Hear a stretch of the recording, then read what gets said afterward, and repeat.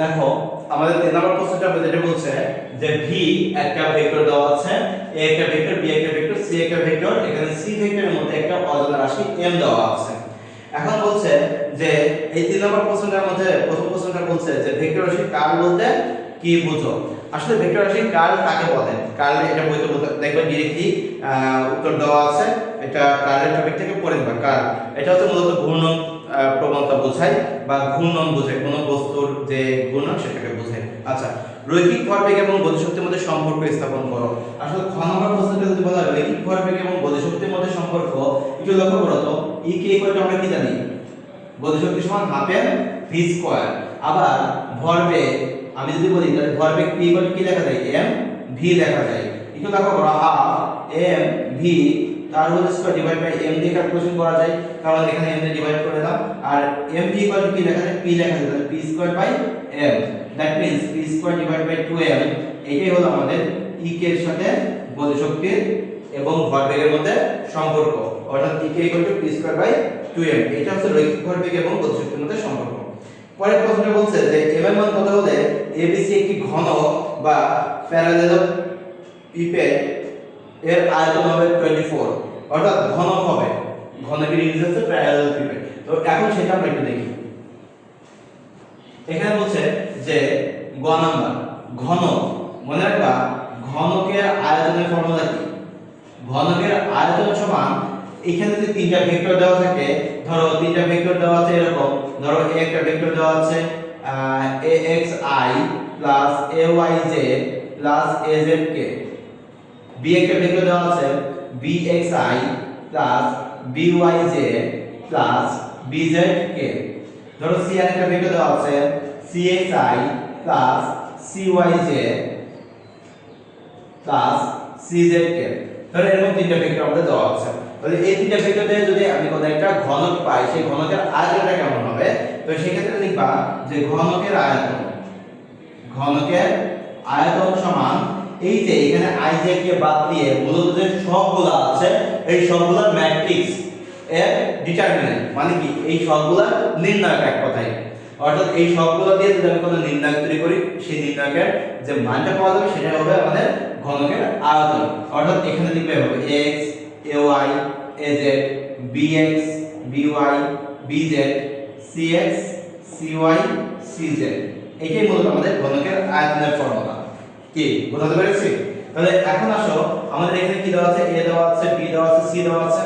একটু লক্ষ্য করে দেখো যে b এর মধ্যে i এবং k নাই, মানে i এর রাশি আর k এর রাশি নাই। আর c এর মধ্যে দেখো আমাদের i এর রাশি নাই। তো যেখানে যেটা থাকবে না সেটা সেখানে শূন্য বসায় দেব। তাহলে এখন আমরা এরকম করে লিখব। তাহলে ঘনকের আয়তন আমরা একবারে লিখব। সুতরাং ঘনকের আয়তন গ নম্বর, ঘনকের আয়তন ইকুয়াল টু মোট চিহ্ন দিয়ে 2 3 4 2 3 4, এখানে শুধুমাত্র 4 আছে, তার মানে কি 0 4 0, এখানে 0 5 m, এটা ইকুয়াল টু কত বলছে? ঘনকের আয়তন ইকুয়াল টু বলছে 24। তাহলে এখন দেখো 0 0 নির্ণয়কের নিয়মে করো। তাহলে 2 যদি আমি কমন নেই, এই 2 কমন নিলে কি হবে দেখো তো, আমি এটা এটা গুণ করব, এটা এটা গুণ করব, তাহলে কত হবে? 4m - 0 ইকুয়াল টু কত? 24, বা এখানে যদি বলি 8m ইকুয়াল টু কত? 24, বা m ইকুয়াল টু কত? 3। তার মানে m এর মান 3 হলে এটা কি হবে? কি ঘনক হয়ে যাবে। এরপরে যেটা বলছে যে কোন একটা বিন্দুতে 1 - 1 1 বিন্দুতে ওই v এর কার্ল নির্ণয় করো। তাহলে v এর আগে কার্ল নির্ণয় করি, তারপরে আমরা 1 1 1 বিন্দু বসাই দেব। তাহলে এখন দেখো আগে আমরা কার্লটা দেখি। কার্ল ঘ নাম্বার v এর কার্ল সমান সমান হবে nabla cross v। Nabla cross v মানে আমরা সবাই জানি i j k, ন্যাবলাকে আমরা লিখতে পারি del del x del del y del del z। আর এখানে কি আছে দেখো, প্রথমে আছে x z কিউব, তারপর আছে -2x স্কয়ার yz, আর তারপর আছে 2y z টু দি পাওয়ার 4, এরকম দেওয়া আছে। তো এই রাশিটাকে যদি আমরা এখন কার্লে নিয়ে আসতে i যখন নিব, দেখো i যখন নেব তখন এইটা আর এটা বাদ যাবে, এটার সাথে এটা ডিফারেন্সিয়েট করব। তাহলে এটার সাথে এটা ডিফারেন্সিয়েট করলে কি হবে, দেখো y সাপেক্ষে এটা ডিফারেন্সিয়েট করে যদি y উঠে যাবে 2z4 z এর সাপেক্ষে যখন এখানে ডিফারেন্সিয়েট করব মাইনাস আর ফর্মুলার মাইনাসে প্লাস 2x2y মাইনাস z যখন নেব তখন এই মাঝেরটার উপর এটা বাদ যাবে, x এর সাপেক্ষে এটা, দেখো x এর সাপেক্ষে এখানে কোনো x নাই 0, z এর সাপেক্ষে এখানে করলে কত হবে 3z² minus 3xz² plus k যখন নেব তখন কি হবে, দেখো এটা আর এটা বাদ যাবে, তাহলে x এর সাপেক্ষে এখানে করলে একটু সামনে আসবে -4xyz আর যখন আমরা y সাপেক্ষে করব তখন এটা 0 হয়ে যাবে, তাহলে -0। তাহলে এখানে আমরা ফাইনালি কি পাচ্ছি, দেখো ফাইনালি i এর সাথে আমরা পাচ্ছি 2z4 plus 2x2y minus plus এখানে z 3xz² minus 4xyz k এটা পাচ্ছি।